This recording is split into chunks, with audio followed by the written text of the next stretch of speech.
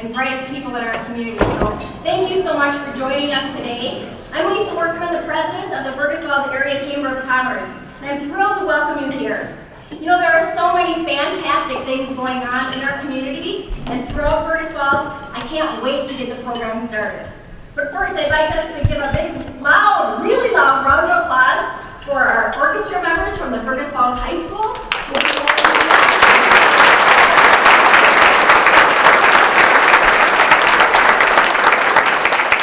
Hopefully they can hear that and they get back to school on time. So at this time, I'd like to invite our current Board of Directors Chair, Chris Wilkie, to join me. We're going to be recognizing those who participated in the 2018 Fergus Falls Business Gives recognition. I invite you to enjoy your lunch during that time, and we're going to just get the program started. So Chris is here. Wow, she's fast.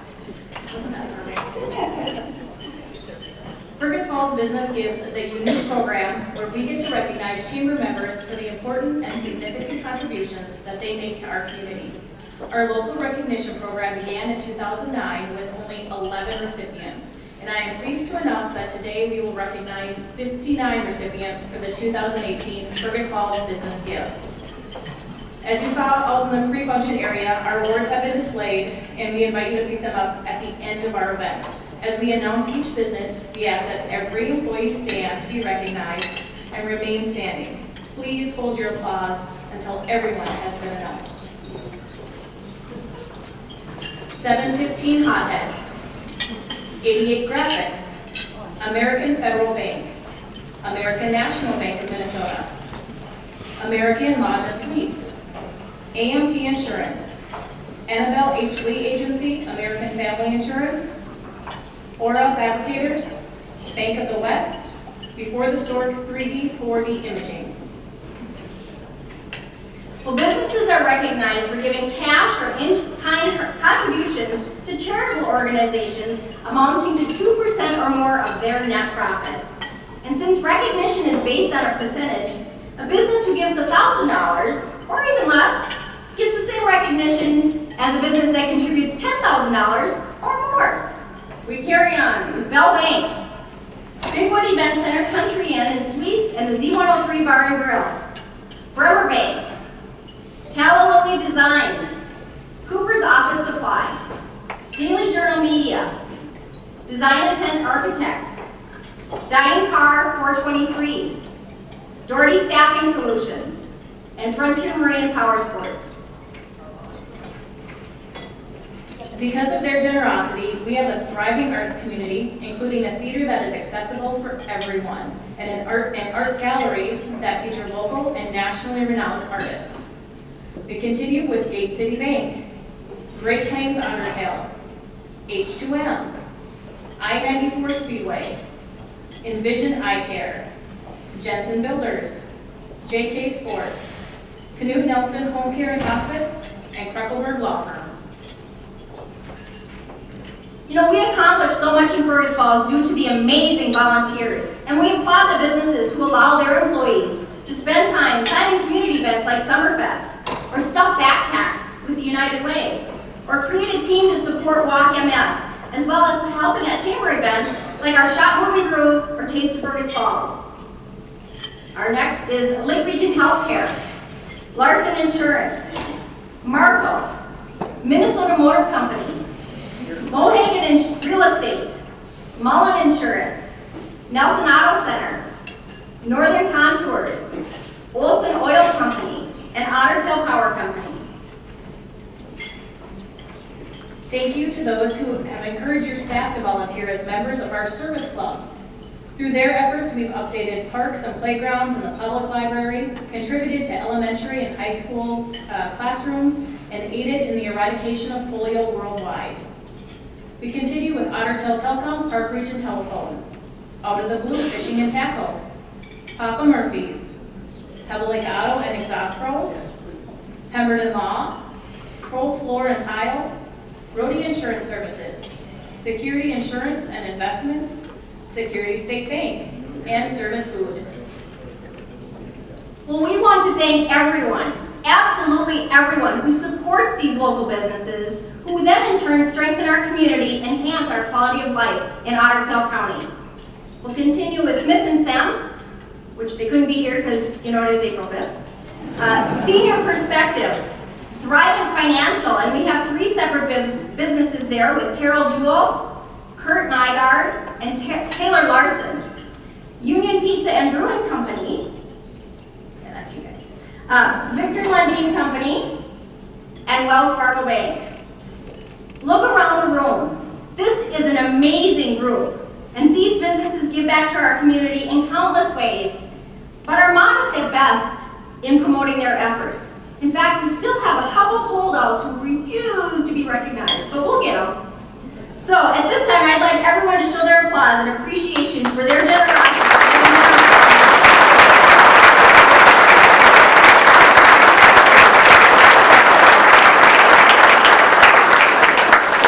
Again, we invite you to pick up your awards at the end of the program out in the pre-function area. And thank you for attending today, and we want you to enjoy your lunch and enjoy the rest of the program.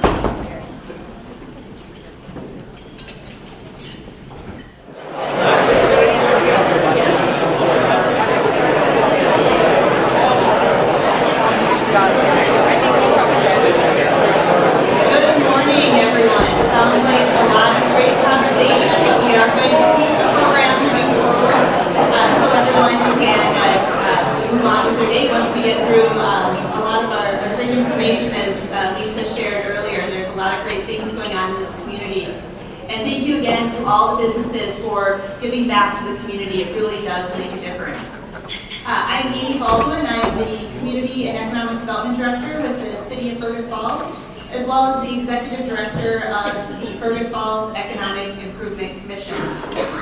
The EIC is the commission that serves as the official economic development arm for the City of Fergus Falls and is fully funded by the City of Fergus Falls.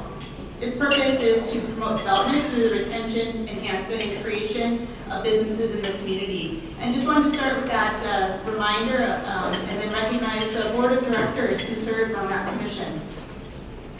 Currently we have business representatives of Thad Olson of Forever Bank, who is the current board chair, Mary Wolf of Northern Contours as vice chair, Carla Conley, M&R Sign Company, Kevin King, Service Food, Kyle Richards, Lake Region Healthcare, Ron Spangler Jr., Ottertail Power Company, Andrew Gagey, Glendy Nelson Funeral Home, and Anthony Hicks is the current City Council representative, and Andrew Brumstead, City Administrator, serves as an ex officio member as well. So I thank them for all their work on the commission and the efforts that are put forward. So to start, I'll just be highlighting some development activity from the past year, just to remember all the good things that have happened. We saw new construction taking place with Smith and Sam and Salon True, both building new expanded facilities in the community. Taco Bell, Wash and Go, and Little Chief Outpost, which will be opening soon at the former Take 5 gas station location, all demolished existing vacant buildings and built new structures at those sites. We also saw a number of expansions and relocations of commercial facilities. Tisdale Chiropractic moved to an expanded facility right on Lincoln Avenue. Sherwin-Williams moved into a vacant building and expanded it by a significant amount. Thrivent Financial, Taylor Larson, purchased a building within the downtown district. Zip Trip is currently finishing an expansion and renovation at its facility. And right here where we are today, the Country Inn Suites Bigwood Event Center is undergoing a significant renovation, which you'll hear a little bit more about later on. We also saw a number of new business openings in the community with Fable Farmer, Perks Coffee and Tea, Doherty Staffing Solutions, and H2M, all opening their doors in the downtown area, and OSTPI, and Great Clips also opened in other areas of town. On the industrial sector, Aura Fabricators opened their new 35,000 square foot facility on Wyverns Road. Tag Up completed a renovation and expansion by about 50% of their facility's building size. And 59 Finishing purchased a building within the industrial park and is relocating from outside the city limits into a building that is significantly larger than their previous space. There are a number of resources available for businesses looking to grow and expand, like those that we just mentioned. There are loan funds available through the city, the EIC, and other partners to help with real estate acquisition, facade improvements and renovation, as well as LED lighting conversions. And the LED program is in partnership with Ottertail Power and new in 2017. We've seen great interest in that, but certainly would love to help other businesses improve the energy efficiency within their building by transitioning to LED lighting. Through these programs, over $750,000 of loans were approved in 2017. And so far this year, we have over $150,000 of loans already approved. And we have more resources available. So if you have a business need from a financing perspective, we would love to work with you, with your primary lender and others to help you get that project done. A number of the businesses that I mentioned earlier did take advantage of these programs, including Smith & Sem, Salon True, Private Financial Taylor Larson, Tisdale Chiropractic, Wash and Go, 59 Finishing, and others. So we really are a part of this business growth from the financing perspective. And again, we do have more resources to lend. So get in touch with me and I'll help you get in touch with the right partner who can help with your financing need. The availability of workers today and into the future is a top priority of the Economic Improvement Commission. In 2016, the idea of a Rural Rebound Initiative as a county-wide effort was came up with, and funding was assembled through various funding sources, and a coordinator of this effort started in January of 2017. Since that point, a number of efforts, including Made in the OTC, which is a feature of businesses that make cool and unique things in Ottertail County. The first feature of that program was our own productive alternatives that highlighted the products that they make and the services that they provide in the community. We look forward to additional features of our local businesses through that program. Meet the Locals is a way to highlight our local folks who maybe are natives from the area or who have left and come back or who are new to the area. So telling the story about why people live and work in Ottertail County and show that it's a great place to be, as we all know being here today.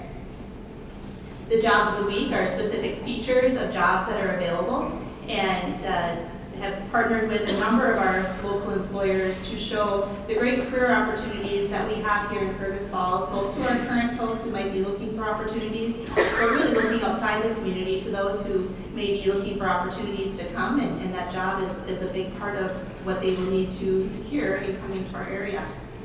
If you're interested in participating in any of those or have an idea of a feature or would like to have your own company featured, you can contact Eric Osberg with Ottertail County, and he can help you with that information. Another program that was started called Grab a Bite, and that came out of an effort from the most recent cohort of community members who went through the Blended Community Leadership Program. And the purpose of that is to literally grab a bite, have a cup of coffee with a newcomer to the area and align them with a current resident who may be able to answer questions and be a resource for information of what they may need to know on, they might need a dog groomer, they might need, just these things that make life a little easier, be a referral source and a friendly face in the community. That's been well received and was launched here in Fergus Falls, but is being expanded throughout Ottertail County as well. The EIC has been a key partner with the Rural Rebound Initiative as a financial partner, as well as playing an advising role in the work that gets done through the program. The availability of quality childcare continues to be an emphasis, as it's a critical component of the workforce availability challenge that we're all facing. Recently, a gap analysis was completed with partners through the First Children's Finance and the United Way to really get a number assigned to what is that need of childcare within our region. This information was just presented on Tuesday of this week, and we had many of our local employers present to start talking about how do we start ticking away at that gap so we can make sure that our employees feel they are comfortable with where their children are, and that there is availability, especially for infants and toddlers in our area. So in looking at the 20-mile radius around Fergus Falls, that identified need is over 500 childcare spots. That is a huge number, and we know we won't solve for that, and we don't need to. That number does include people who might be using in-home nanny care, or have a grandparent or somebody else who may be providing that. But there is, we know, a huge need, and we'll need to work together with our partners in figuring out how we have a multi-pronged approach to solving that challenge. One proposal that is out there is a partnership between Children's Corner and the school district. As you may know, the school district convened a long-range facility planning committee last fall, and the committee presented a number of recommendations in response to the increasing enrollment projections and needs of the school district. One of those recommendations was to invest in early childhood space at the Heritage Building located at Pebble Lake Road and Highway 210. This recommendation and investment would also allow for the opportunity for a potential partnership with a child care provider such as Children's Corner, who has been reviewing options for consolidating its current 3 facilities in Fergus Falls to 1. A combination of these facilities would provide operational efficiencies and the ability to serve more families.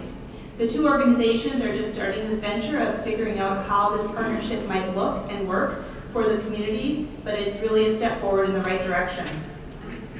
The issue has gained statewide attention this year, and there are several bills under consideration at the state legislature that could provide funding and other resources to help address the issue locally. We've also been working from a workforce perspective on making sure there's a skills alignment with what skills are needed for the jobs of today and tomorrow. We are working with a partnership of the EIC, Mahabiatwa Community Action Partnership, the United Way, M-State, and local employers to train unemployed and underemployed individuals in the areas of high demand, higher paying positions that have a career laddering potential. That initiative has received funding from a variety of funding sources, and a coordinator has been hired by Mahabiatwa to lead that effort. So we're really looking forward to advancing that. The initial focus will be in the certified nursing assistant certification, and be looking at manufacturing and some other high demand careers as well. We've also partnered on the small business training series, which you'll hear more about later, and are increasing student engagement with our employers through a number of efforts at M-State and the school district as well. In 2017, the EIC established a number of priorities in addition to the child care and workforce items, which we know are long-term and really going to be sustained efforts going forward, to include some other more direct items.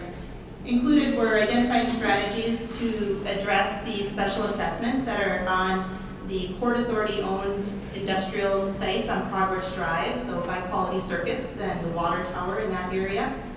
And at the end of 2017, we were able to have those assessments paid down by 50%, and have now entered into a partnership to list those properties. They are actively listed now with Century 21 following an RFP process. And we're excited to highlight the availability of those parcels on a much higher platform than we have in the past. Those sites on Progress Drive are also considered shovel-ready, certified by the state of Minnesota. And in the last year, we've been able to enhance that certification to be industry-specific for small manufacturing and food production based on the availability of infrastructure in that area. The housing piece has been identified as well from the EIC as single-family housing has a very low inventory and makes it challenging to recruit people into the community if there's not the available housing stock that's needed. So we're in the process of forming a multi-organization discussion that will host a workshop to dive into housing as a whole and really start creating a platform strategy as a community of what we need to do to ensure we have a healthy housing stock today and moving forward into the future. Developing a formalized business retention and expansion program was identified by the EIC, and that program was launched in fall of 2017 with 6 visits already completed to our manufacturers. They were identified as our initial priority, and we'll be continuing those visits throughout going forward. We're using the information that we learned at those visits to help identify the future strategies, where there are gaps in needs from our businesses, and how can the EIC help fill those gaps. And finally, a big topic was to look at the overall marketing and branding of Fergus Falls. So beyond just the EIC as an entity, but how to create a community umbrella platform to support community branding and marketing.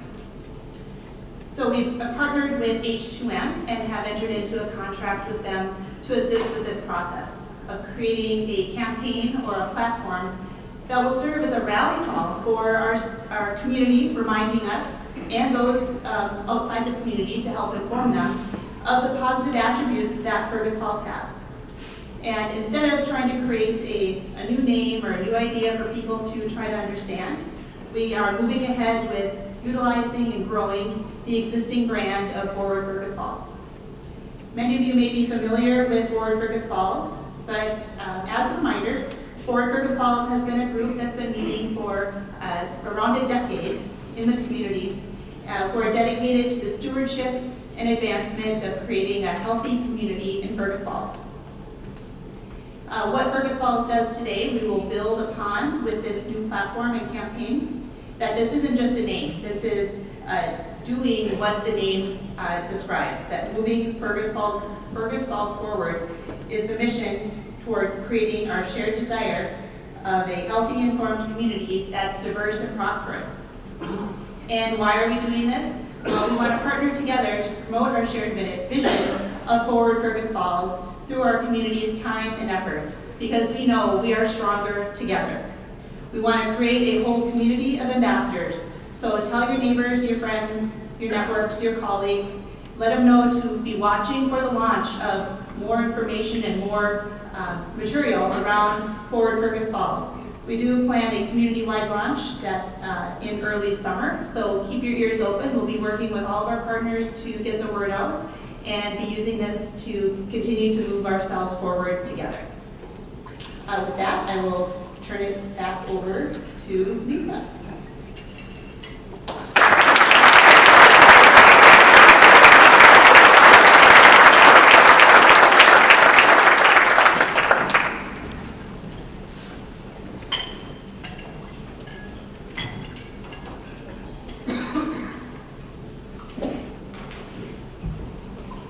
Well, thanks, Amy. You know, moving Fergus Falls forward is just part of the role of the Chamber of Commerce.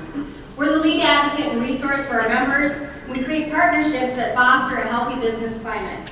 You know, you can find out just about everything you want to know on our website at fergusfalls.com, from membership benefits to a business directory to a community calendar of events. You know, when you think about it, we have a lot to be energized about here in Fergus Falls. As Amy mentioned, we've got new businesses opening up, young entrepreneurs, people who've been in business for years expanding their business. There's a lot of things to be excited about. And one thing I know for sure is the Chamber is strong. We're the strongest we've been in years. In fact, we're the largest professional business organization in Otter Tail County with 355 members. Now, you might think, okay, what does that mean? Well, over the last 5 years, we've grown by nearly 100 new members, and that is fantastic news for Fergus Falls. You know, in addition to the many businesses who've invested into our community as Chamber members, we have a very active board of directors who also are invested in Fergus Falls and our future. Plus, the Chamber staff is experienced. We have over 25 years combined experience at our Chamber in Fergus Falls. Well, a lot of times people think of the Fergus Falls Chamber as event planners. And we are. We plan community events like Shop, Move, and Groove, and networking events like Chamber Cafe and the Taste of Fergus Falls. We give people a fun reason to get together. However, we are much more than events. We provide tools and solutions for the challenges our members face.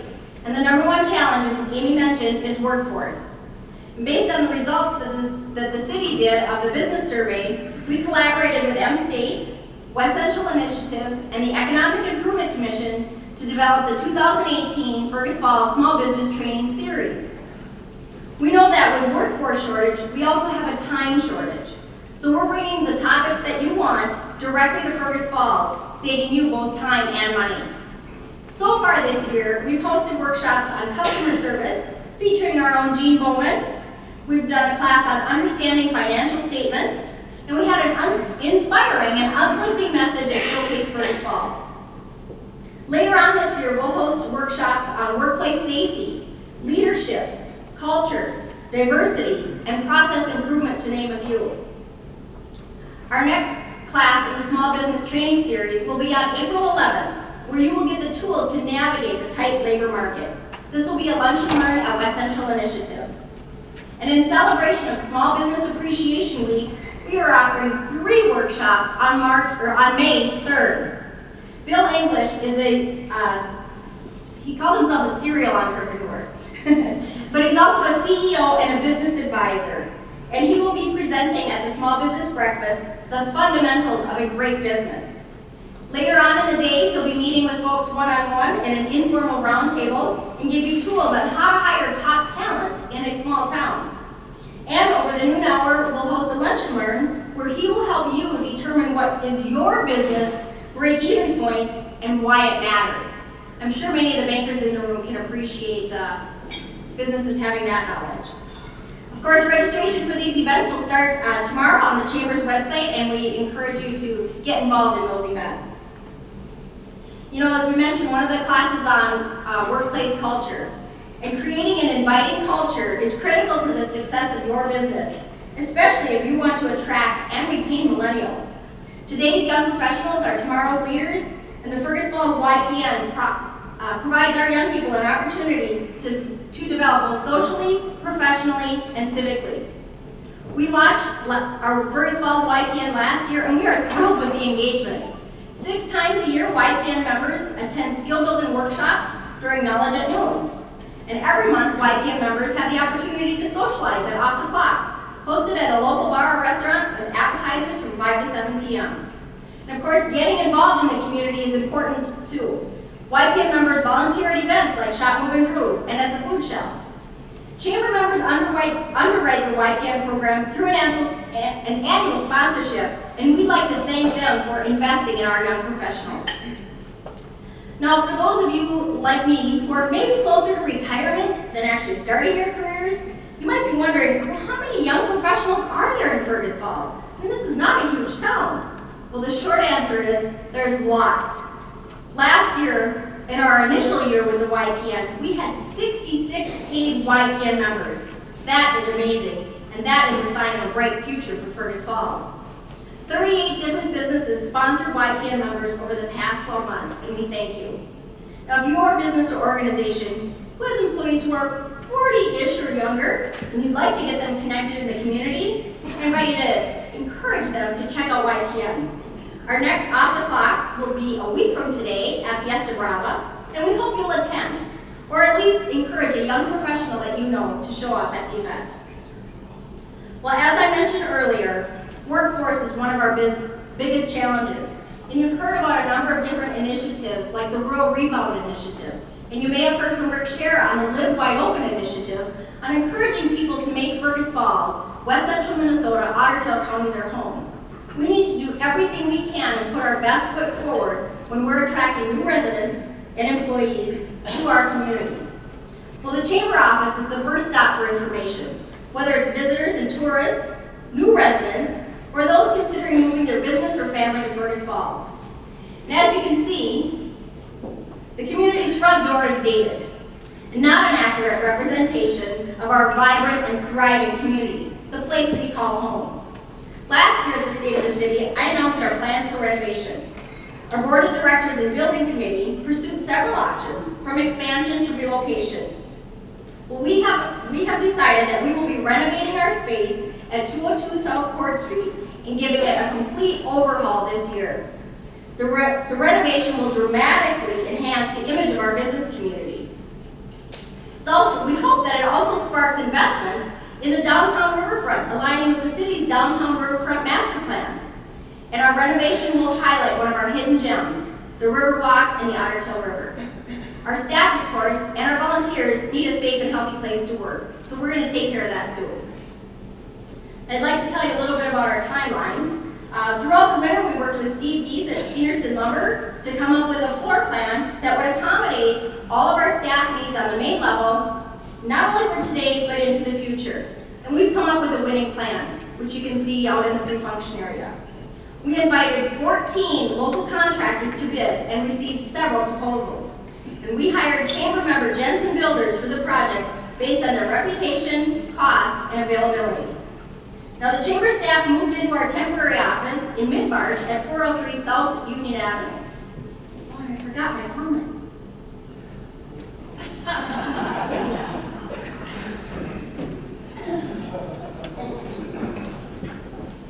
Workplace safety, right?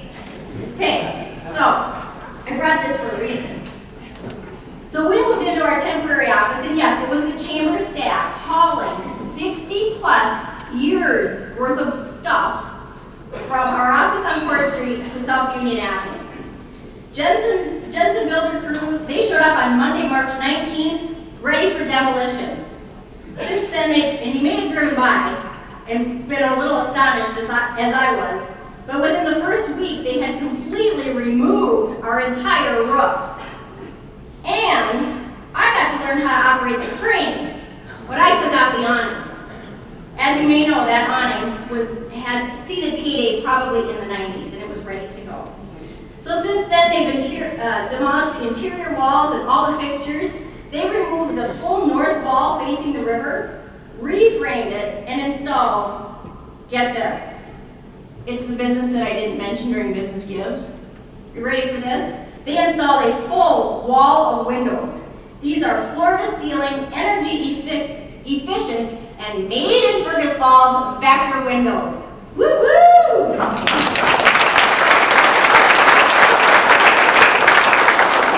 Now, throughout the next few months, the building will get an entire and much-needed overhaul.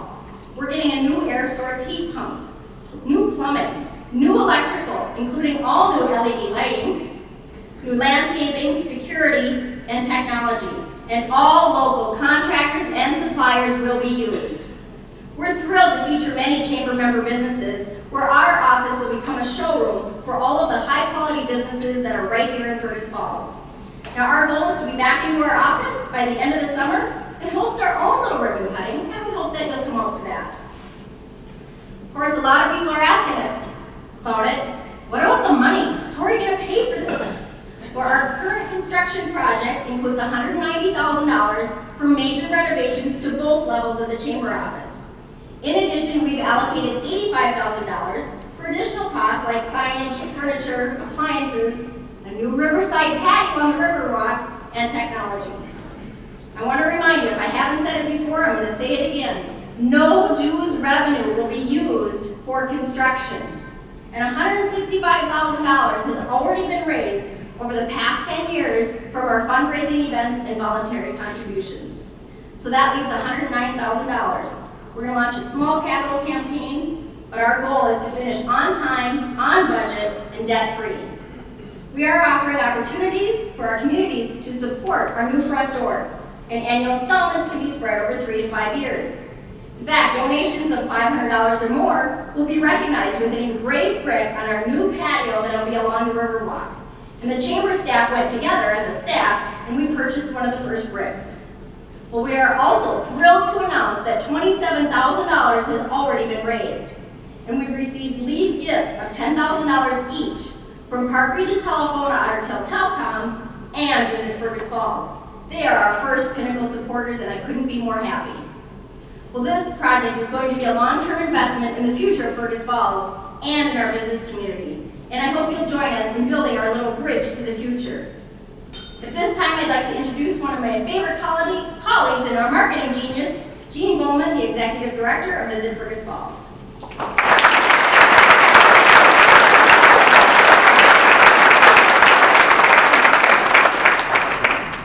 Oh, thank you, Lisa. You know, the Chamber is a great partner of ours, and Just as a reminder, Visit Fergus Falls is here to bring new people into our community. And so all those workforce initiatives, employee recruitment and retention that Lisa and Amy both addressed, you know, people don't usually move to a community without first visiting it, right? How many of you anybody ever moved to a community without having ever visited? So the tourism and visitor perspective that we offer that is important to us is sort of that front door. And you know, the Chamber of Commerce, you know, a lot of times I say I at Visit Fergus Falls, but that's because I'm the only employee. And so that can be lonely. I'm really happy that the Chamber staff is a partner. I get people to town, and then once they're here, the Chamber is that red carpet or that hospitality room to answering questions, providing maps, and just really being the face of our community. So it was unanimous among our board to support that gift to your building. Speaking of our board, we have many of them here today. You know, our board members represent 3 industry sectors. The first, of course, is lodging, because we're all about bringing people here to stay overnight in our hotels. The second is the retail and attraction industry, because certainly people come to Fergus Falls to do fun things, and we want to be sure that that voice is represented.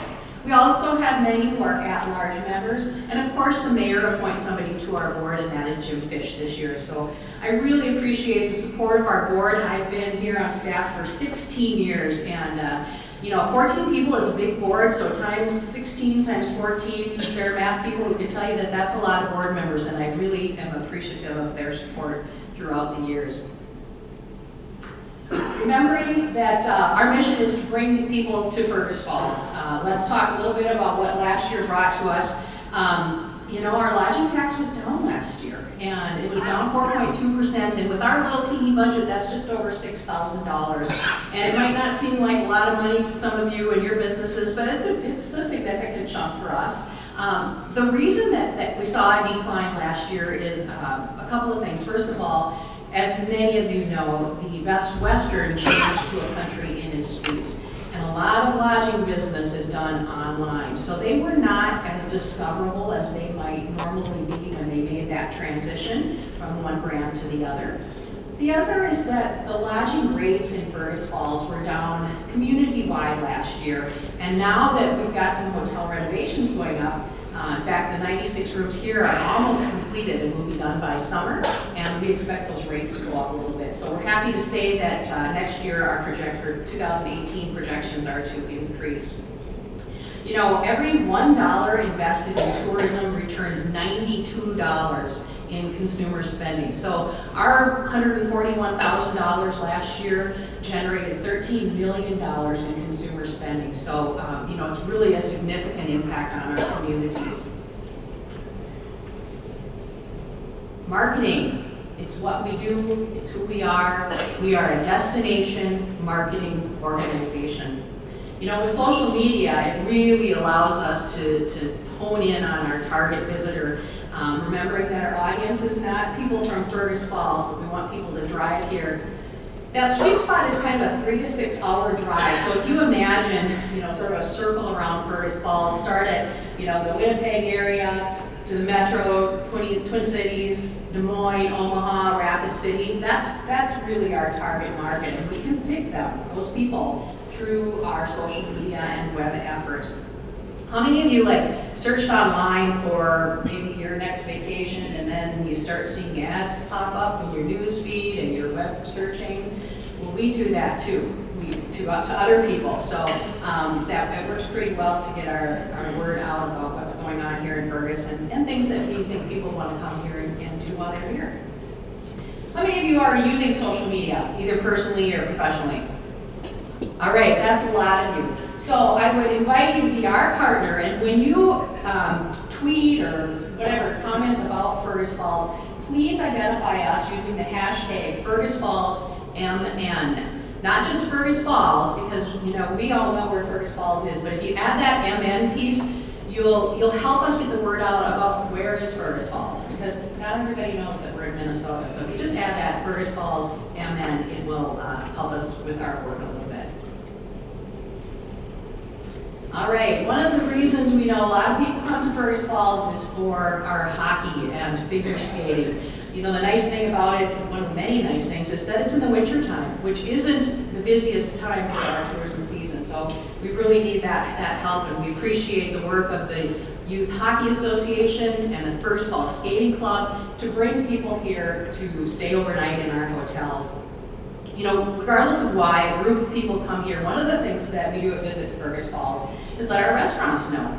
If you're in the restaurant business, you know that you can kind of count on your regular traffic, what days of the week or hours or months are usually busy. But if all of a sudden you have, you know, 200 extra people in town for a hockey tournament, wouldn't you like to know so that you can be ready and provide that great customer service? So we do that. We let our hotels know, whether it's a hockey team or sometimes there's a meeting out here at the Bigwood Event Center and the planners haven't included lunch or supper as part of their activity, or they'll recess at 11 a.m. and just send people off. So, you know, we want our restaurants to be ready for that.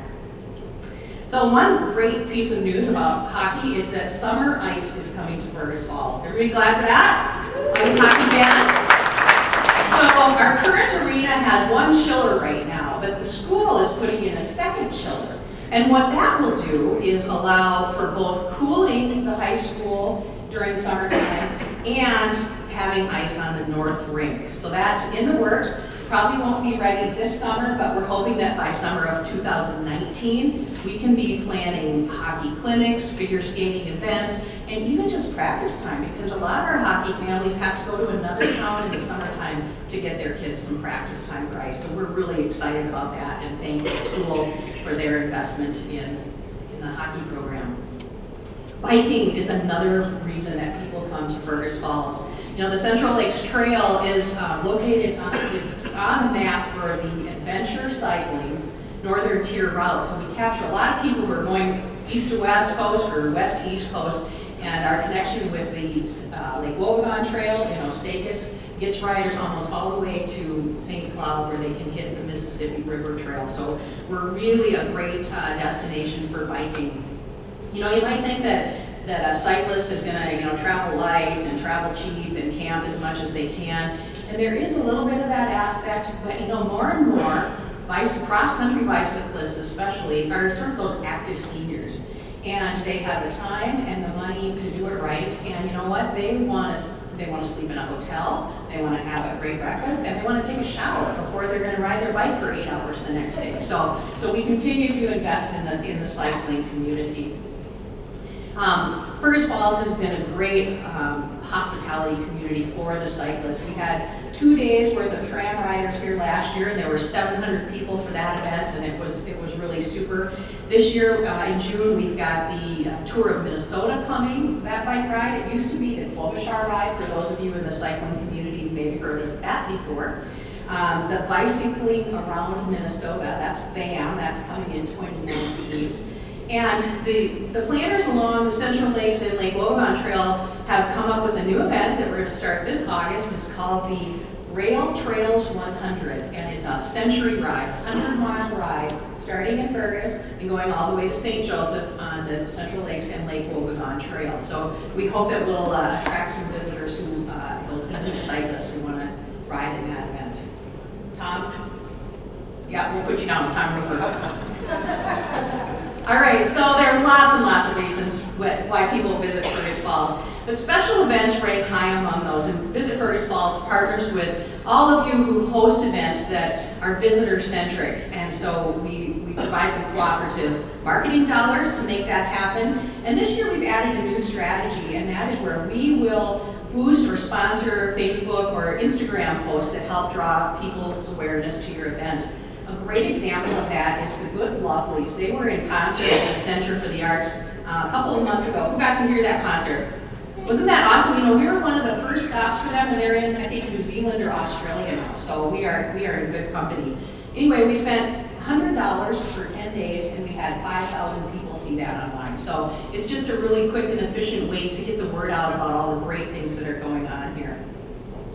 So if you have an idea for something that is visitor-centric and you want some help marketing that, please let me know, and let's be marketing partners. We can include it in our social media calendars, and our Google Calendar, and our website, which is currently undergoing a refresh. One new event this fall is the Y Soda 100. Who's heard of that? Oh, all right, so the rest of you, what it is, it's a car race. It's going to be in Fergus Falls, September 12th through 15th, out in the I-94 Speedway. They are expecting 1,200 spectators, and the hotel rooms are almost all full in town already. So big props to Corey Egan for stealing that business from Huron, South Dakota, where it's been held for the last decade. So if you're not a race fan, get out to the regular Friday night race series so that by September you can talk the race lingo when you see all those folks visiting Fergus Falls. Certainly, meetings and conferences are another big draw to our area for people coming from out of town. As Amy mentioned, this space here is sort of undergoing renovation. In fact, that's the reason that we had to reschedule this event. You'll see the little touches up around the bottom of the walls are still in the works. This room will still be carpeted. There used to be wallpaper on the walls, and now it's paint. So we really appreciate the investment in keeping this property up. Just so you know, we're in 2/3 of the right ballroom right now. And imagine this, imagine that door, that wall behind you opened up. That full room has the capacity to hold 800 people if they're seated in a theater style event. So put your thinking cap on. And if you are in a business or a member of a professional association that could come here and meet instead of you going somewhere else, give me a ring and let's be partners in bringing that business to Fergus Falls. You know, the staff here is really super, and their general manager is Mike Trudeau, and Mike is also on our board, and he's not with us here today. He's conveniently in Florida. I don't know where his priorities lie, but anyway, Mike and his staff are really great partnership with us. So, you know, Mike recognized right away how important customer service is to really reselling your business and making a good impression. And he sent his entire staff through customer service training that I provided, and Lisa talked about this. I've given that program a few times. But you know, it's important to all of our businesses, whether you're in the hospitality industry or not. Our visitors, our colleagues, our neighbors, our friends, our associates, they're all people who are customers of somebody's, right? And so it's just the golden rule when it comes to good customer service, right? Let's just be kind and lead by example, because when we get people having a positive buzz about our community, we get more repeat business, we get online reviews that are really positive, and that's important in our business as well. So please, you know, make the choice to be kind and to be positive, because it reflects positively and well on our community, and it makes Fergus Falls a great place to live, work, and play. And with that, it's my privilege to introduce someone who embraces a positive attitude every day, our Mayor, Ben Shire.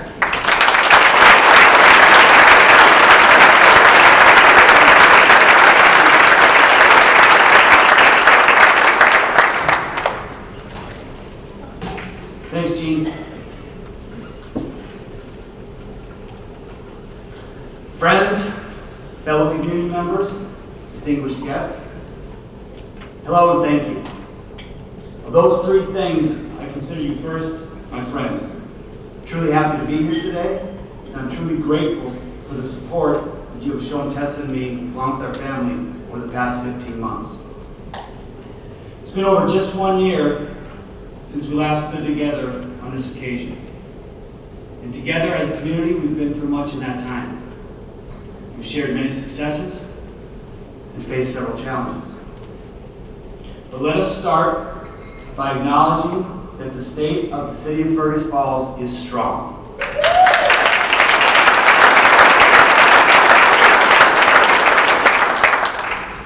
Last year I started out by telling you how nervous I was to stand in front of you on this occasion. Something happened during that speech, and I realized we're all in this together. We're all on the same team. We're all friends. Last year we talked about goals that we shared as a city. Some of them we got done, and others we continue to work on. And last year, I asked you not to be a mayor hater. Now, obviously, there were some people out in the community who were not listening. I also got some unsolicited feedback last year from the First Lady. Tessa told me I used too many historical quotes. I need to mix it up a little bit, throw in some pop culture. Okay, Floss, whatever. Today I want to talk to you about where we are, where we hope to go, but also about what we've been through. And how we can figure out where we're going by learning from where we've been. There's a book that I enjoyed recently, so much so that I read it 3 times. It's called American Spirit, Who We Are and What We Stand For. I learned much from that book, and I want to share a few of those lessons with you today. In the book, David McCullough writes that one of the most important lessons in history and of life is what might not have happened. There's so much around us right here in Fergus Falls that might never have happened. Were it not for those host of qualities, including imagination, creativity, commitment, courage, and determination in the face of obstacles. That make the most of all. Today I want to talk to you about all the things in the history of our community that might never have happened, were it not for the individuals who possess those qualities. And I want to talk to you about how those qualities relate not only to our past, but also to our future. There's one other thing I learned in that book. I've always been drawn to the clock tower at City Hall, but I never fully understood why. Of course, it's a hallmark of an amazing building, but there's something more. And that book told me why. We'll get to that later, but first let's take a brief look at our common history. We passed by that statue in Wright Park on Union Avenue, and it seems inevitable that we're here as a community, but it wasn't inevitable. When we look at the history of Fergus Falls, we realize that this town might not have happened were it not for the courage, commitment, and determination of one man. George B. Wright was born in Williston, Vermont in 1836. As a youngster, he was remembered for his strong mind and his remarkable physical endurance. We look at his correspondence and his writings, we find a man who embraced adventure, overcame hardships, and capitalized on opportunities. He first left home at the age of 16 and he wrote, "Glory was before me, my first skirmish with the world at large. When I left home with a carpet sack on my back, $20 in my pocket, and some good advice about behaving myself and working faithfully." In 1864, Wright bought the abandoned Fergus Falls town site for $100. With, as he put it, the profound conviction that here would be a town. But if we consider all that he went through to get here, all the reasons that it might not have happened, it makes that statue on Union Avenue all the more remarkable. Once he wrote of the suffering near Alexandria, of the heat, the brush, hostile relations, the windfalls, poisoned marsh water, 4 feet of snow in the middle of April, the grasshopper ravages. The mosquitoes are beyond comprehension, he wrote. My legs are raw from poison ivy. Okay, George, a couple things. First of all, I thought everything was so awesome in Alexandria.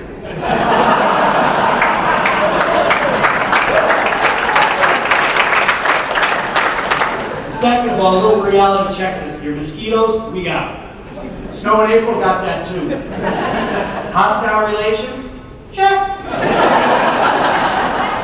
But he did know real adversity. In 1867, he lost his youngest son to an epidemic of dysentery. And less than a year later, he lost the one that he described as all the world to me, his wife, Serena. Yet he continued on.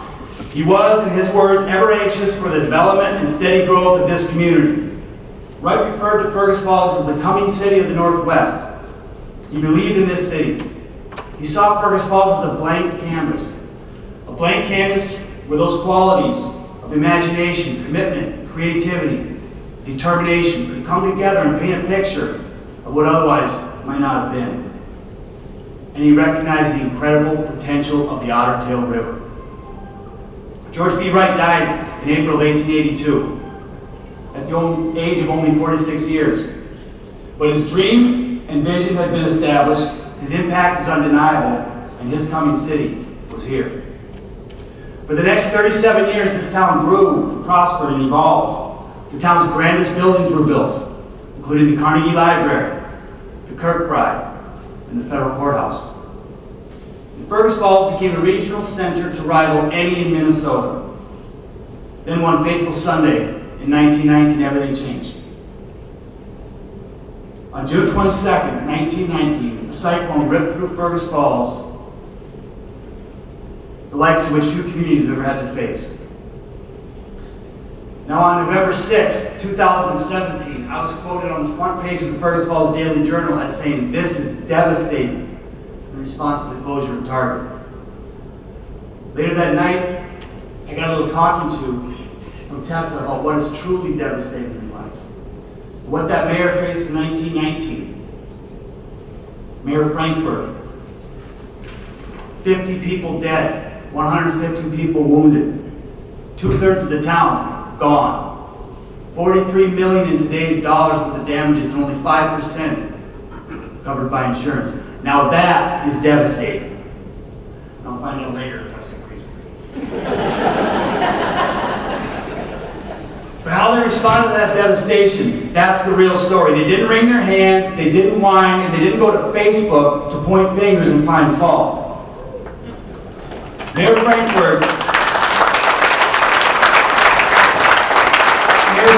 wrote a message in the Journal to the citizens of Fergus Falls. "I wish, as mayor of the city," he wrote, "to call your attention to some matters which I think are important.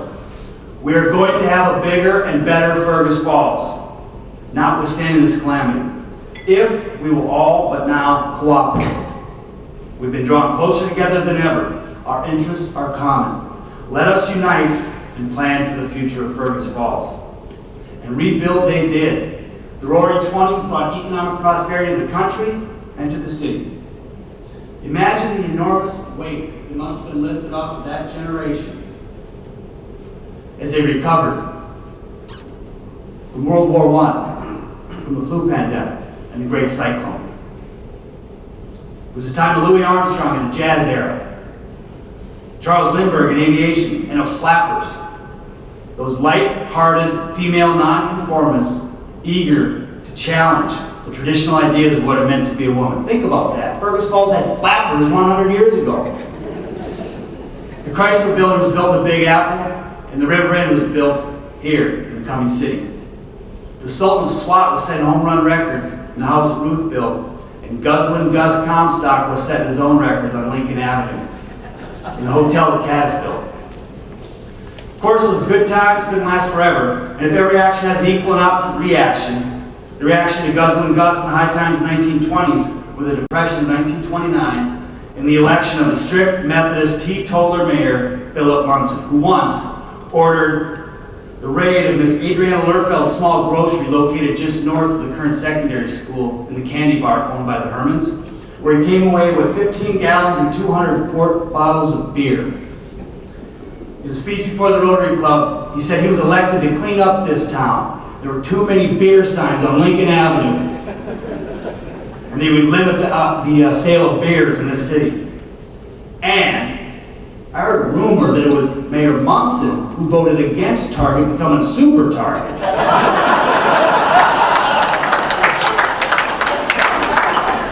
I'll end my short history with this. When we think about Fergus Falls, think about how much adversity we have overcome by coming together. Think of how much there is that might not have happened in progress. To those who think there's been no progress, think about the fact that 83 years ago, Mayor Munson was on a crusade against the selling of beer. And today, the mayor makes the beer.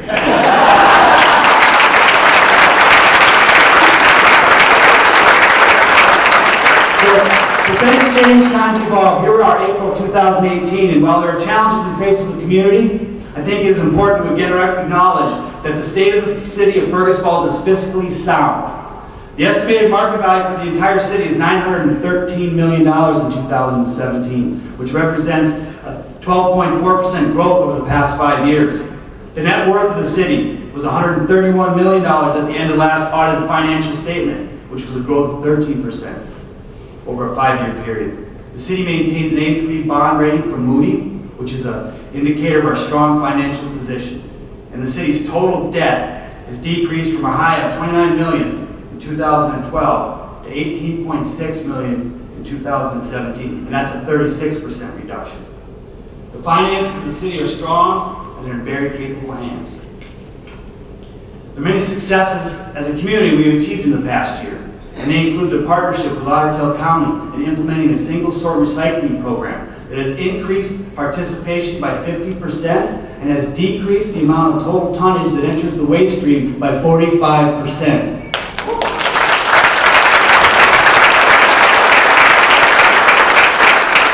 We have completed a community-driven aquatic facility feasibility study. And we have achieved regional status on the Glacial Edge Trail Plan that will enable us to access millions of dollars in legacy funds to implement this plan and establish ourselves as a regional leader in trails and recreation. I'd like to recognize Councilman Rod Speedall for his work on that issue.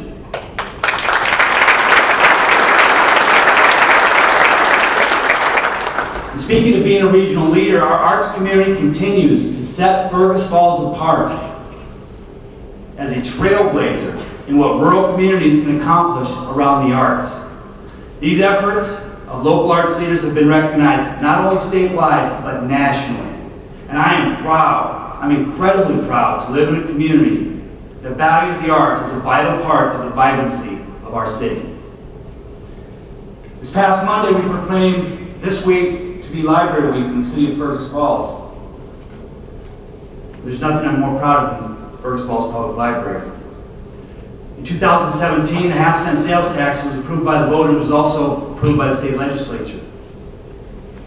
The city was awarded a $1 million library construction grant. And the Fergus Falls Public Library Foundation met their fundraising goal of $3 million.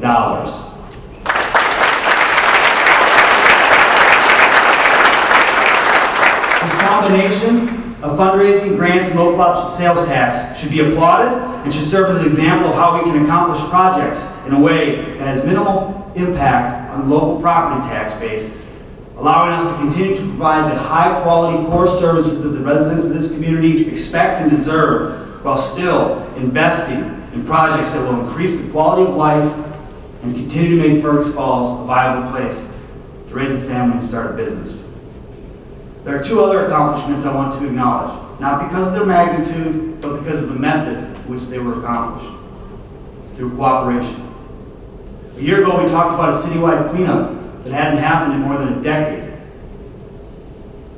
The cost of the city collecting the garbage curbside was not in the budget, but Public Works Director Guy Taylor had a can-do attitude, and he wanted to find a reason how we can make this happen, not a reason why we can't. And my friend, the pastor, Doug Dent, approached the city with an idea of a collaboration between the Shepherds Network, which is the interdenominational faith leaders in our community, and the city. They wanted their congregations to have a broader reach in the community and organize groups of teams that would go out and collect the debris for those who were not able to deliver to the pickup site. And the other is a city Christmas tree lighting ceremony that took place this past December. It was a partnership between the Downtown Riverfront Council and the city. It brought people downtown, it brought people together, and it brought out the best in this community. These were successful partnerships and examples of how we can not only solve our problems, but also celebrate ways that fit this city and who we are as a community. Now, in the spirit of overcoming adversity and those things that might not have happened, we have two guests I'd like to recognize today. When I think about overcoming adversity, I think of someone whom I'm privileged to call a new friend. I've always admired him from afar, and I knew somewhat of his story, but I did not recognize just how remarkable that story was until I heard him tell it to me in his living room this past week. Now, Rod Ebersviller has a big class reunion coming up this year, 76 years. And when he graduated from high school 76 years ago, back in 1942, he was only 17, so was not eligible for the draft. So we went downtown and worked for St. Clair and Gunderson for a year until he was eligible. And then he went to war. On December 19, 1944, his machine gun squad was captured by German troops after an engagement that left several American troops, including Rod, wounded. He spent the next 5 months in a prisoner of war camp in Hammelburg, Germany, Stammlager 13C. It's a truly remarkable story. When I asked him if he was scared, he thought about it for a minute, and he looked at me and said, "Nah, not really." He told me that after a while, the guys, they stopped talking about politics and women, and all he really did was focus on food. He was down to 100 pounds by the end of the war. It's a truly remarkable story, and it's one that I hope that can inspire us when we look at our adversities. And when I think of all the things in this community that might not have happened, the first person I think of is someone I've been privileged to call my friend for the past 12 years, someone who Tessa refers to as her idol, Miss Virginia Adams. Virginia and I like to joke that we can relate to each other as outsiders in this community, as fellow Illinoisans. I learned something about Ginny that I didn't know this week. Her grandfather baptized Ronald Reagan, and her brother was a Sunday school teacher. There's so much we can say about Virginia, but I want to recognize just a few of the things that might not have happened had not been for her creativity, her compassion, and her commitment to this community. Her and her husband Sam were instrumental in the visioning that brought us Project 500, the industrial park, and the development on the west side of town. And her generosity has helped make possible the library, the Caddis Galleries, Wright Park, the Children's Choir, Grotto Lake, the Center for the Arts, Federated Church, very room we're sitting in, and of course, Adams Park. This next part I'm glad I don't have to read because I have written, unfortunately Ginny's not able to be here with us, but actually Ginny is able to be here with us today. I found that out about 10 minutes before we got here. Now, there's not a lot of things that I can actually just do as a mayor, but one of the things I can just do is make a proclamation. So I want you to help me today, because I'm going to help me say thank you to Ginny and to Rod as I proclaim April 5th, 2018 to be Rod Ebersviller and Virginia Adams Day in Fergus Falls.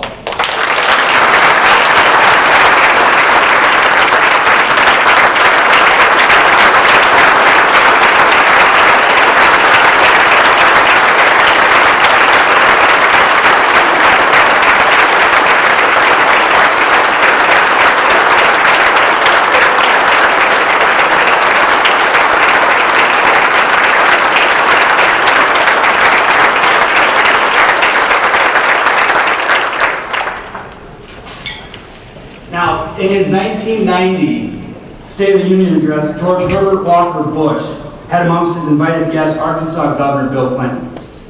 2 years later, George H.W. Bush was up for re-election. I think we all know what happened. Virginia, Rod, you guys better not be getting any ideas because I'm up for re-election in 2 years, okay?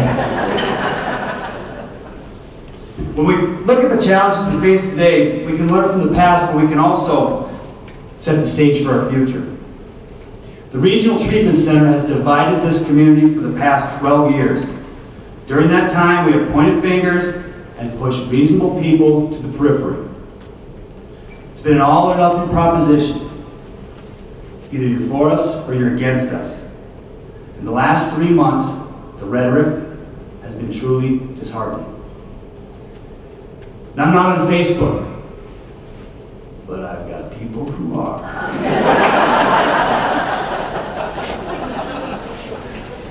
One of my favorite posts, and I quote, "Mayor Ben, you have met your match. Please crawl back to Virginia and your loser life." At least she said please. But I take offense at that. Because I might be a loser, but I'm not from Virginia.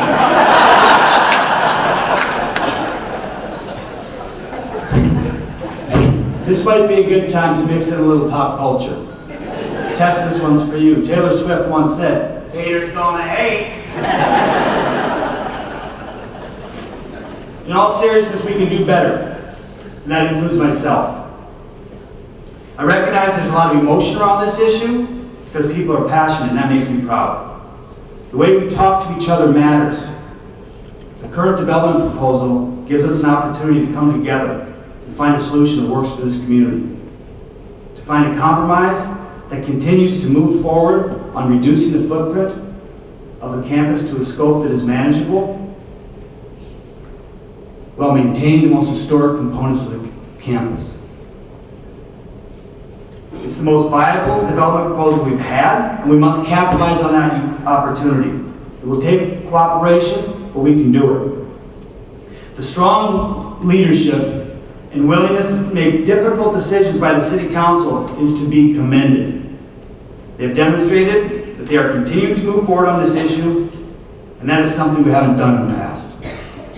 But they've also proven they're willing to work with others to find a resolution that is reasonable and achievable. I want to recognize those City Council members that are in attendance today. Would you guys please stand up? I have Jim Fish, Anthony Hicks, Tom Looper.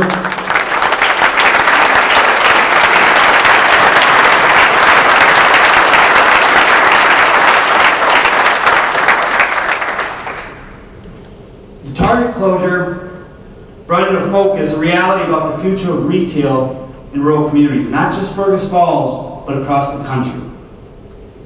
The retail landscape is rapidly changing, and those communities that are able to adapt are the ones that will survive. I'm not going to dwell on Target, because quite honestly I have better things to do. But I will say one thing, and that is our response to Target tells us a lot about our city. We didn't wring our hands. We made a request to work together with Target to create a rural model that works in rural markets. It was a response that earned the direct support of Governor Mark Dayton, State Representative Bud Nornis, United States Senator Amy Klobuchar, and United States Congressman Colin Peterson. Congressman Peterson is with us today, and I want to thank him for being here. I want to thank you for what you do in Washington. Very few Americans can say that they are represented in Washington by a moderate pragmatist who works with all sides to get things done. Before we recognize Congressman Peterson, there's one other elected official sitting at the table with Congressman Peterson that I want to also recognize at the same time. And that is 5th grade student council member Beatrice Shire. Congressman Peterson, Councilmember Shire, thank you.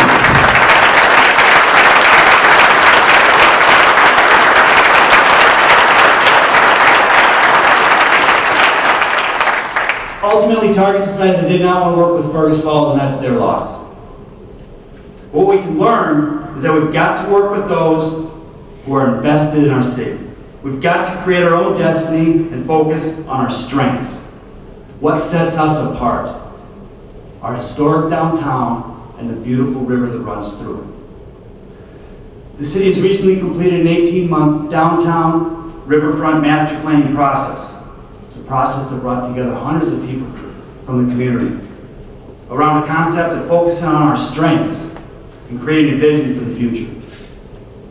I say to you today that planning process lays the groundwork. But now the difficult work lies before us. We must build upon that planning, but most importantly, we must now become doers. And we must do that together. Now I understand there are those who say we can't. To them I say we can. I understand there are those who say we shouldn't, but I say we must. And to those who say we won't, I say yes, we will. We most definitely will. But it's going to take all of us.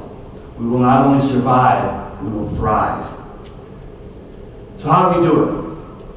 First, we must get started. The best way to get something done is to get something started. The amphitheater, farmers market, and river balcony identified in the master plan is a clear opportunity for us to get started and show the public that we intend to move forward toward a vision that drives people downtown and capitalizes on the river. It is achievable, and we must delay no longer. The amphitheater has been identified in plans of decades past. We can and will move forward on this project. We'll do so in a way that works with the Main Street businesses, with the senior center, with the downtown riverfront council, and with anyone else who wants to work together. We have the property, we have the end users, we have the support of community groups and philanthropic trusts to fund it. Now we've got to get it done. Second, we need to focus. Once we get started, then we must present the citizens of Fergus Falls a clear vision and then push forward towards that goal with a bulldog grip. When the leaders of this community face the challenges of the Medallion Kitchens fire and the closing of the Rosenblatt sewing facility and the 500 jobs that went with it, Mayor Kelly Ferber led an initiative that called for the creation of 500 jobs in 500 days. It was a clear vision with a clear outcome, and they achieved it. We too can present to this community a clear vision of our future and then go out and achieve it. I believe we have the next year to formulate what that vision is, what we see as the future of our community, the river, the trails, downtown, our streets, Lake Alice, the Aquatic Center. We could put together a 7-year plan of how we're going to finance it and then make it a reality by modifying the local option sales tax to include more than a single project, but a broad vision for the community. And then we leverage those dollars, along with state bonding, local fundraising, and legacy funding to create private investment. We can get this done, and we will get this done. Finally, and most simply, we need to work with people who want to work together. We have got to do a better job of working together.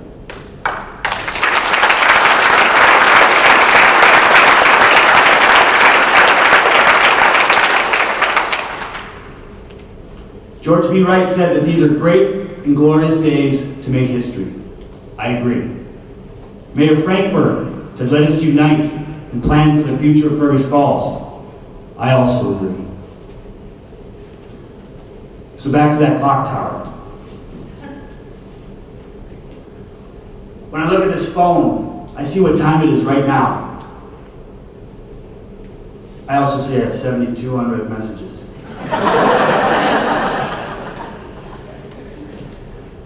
But each day when I walk into City Hall and I look up at the face on that clock tower, it shows us not only what time it is right now, but it also tells us what time it once was. But most importantly, what time it may become. There's so much to do. Let's do it together. Thank you very much.